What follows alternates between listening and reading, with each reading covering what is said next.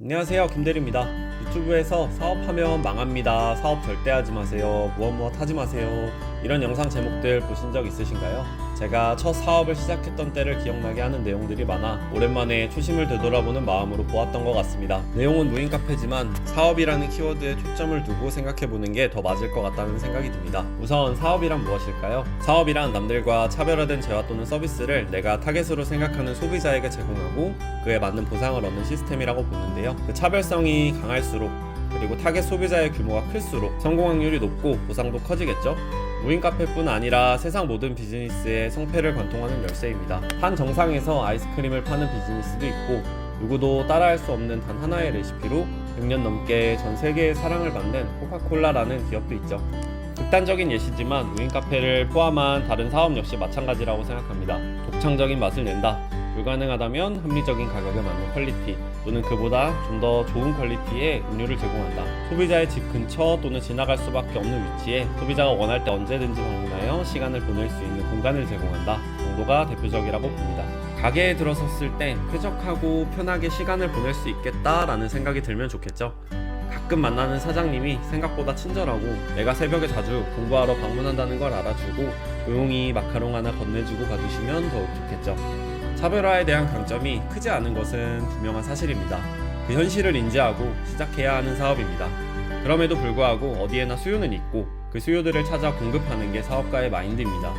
저는 무인 카페라는 아이템을 처음 접한 후 영업하는 사람들의 말을 믿을 수 없어서 6개월간 집 근처 무인 카페 수십 곳을 다니며 하루 종일 앉아서 직접 매출을 파악했습니다. 잘 되는 가게는 어디고 이 가게가 잘 되는 이유는 무엇인지, 반대로 잘 되지 않는 곳은 왜 그렇지 못한지에 대해서 제 눈으로 직접 보고 확인해보고 싶었습니다. 반년 정도를 다녀보니 어떤 곳에 어떤 식의 무인 카페를 오픈하면 대박은 몰라도 쪽박 차지는 않겠다라는 확신이 들었습니다. 사업성은 있다는 판단이 섰다면 다음은 리스크를 봐야겠죠.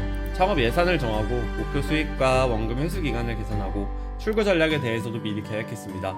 3,300만원 예산에 6개월 내에는 지속 가능성에 대한 답을 낼 수 있을 것이라 판단했습니다. 중간에 접게 돼도 최소 절반 이상은 회수가 가능하다는 확신이 있었습니다. 그러면 사업에 실패하더라도 제가 최대로 잃게 되는 돈은 많아야 1,500만원 정도가 되는 것이죠. 이 사업은 안 할 이유가 없는 아이템이었습니다. 그리고 사실 안 망할 자신도 있었습니다. 우리는 언젠간 어떤 형태로든 사업을 해야 합니다. 대부분의 평범한 우리는 월급만 모아서 예적금만 들어서 집 한 채 사기도 힘듭니다. 국민연금도 명확하지 않고 주택연금이나 다른 노후 대비 상품들도 우리의 남은 삶을 누리기에는 불확실한 것들 뿐입니다. 예전 지인이었던 사람들에게 이런 말을 들었습니다. 적당히 살다가 5, 60대 죽을 거라는 말이죠. 근데 빨리 죽을 것에 대한 리스크가 있듯이 내가 생각보다 오래 살지도 모르는 리스크도 있습니다. 저런 말을 들으면 자연스럽게 입을 닫게 되더라고요. 어차피 해야 하는 일이면 하루라도 더 일찍 시작하는 게 맞다고 판단했습니다. 아무튼 그때가 26살 즈음이었던 것 같습니다. 인생 첫 번째 오프라인 창업을 시작했습니다. 지금의 제가 봤을 때는 부족한 건 투성이지만 운도 따라주었던 것이었겠죠. 오픈한 지 1년하고 5개월 차에 원금을 100% 회수했고 지금은 크지는 않지만 꾸준히 저에게 현금 흐름을 창출해주는 저의 여러 매장 중 하나의 매장이 되었습니다. 사업 시작 전 당연히 주변 사람들에게 의논하시겠죠? 장담하는데 10명 중 9명은 반대합니다. 실제로도 잘 되는 사람은 많지 않습니다.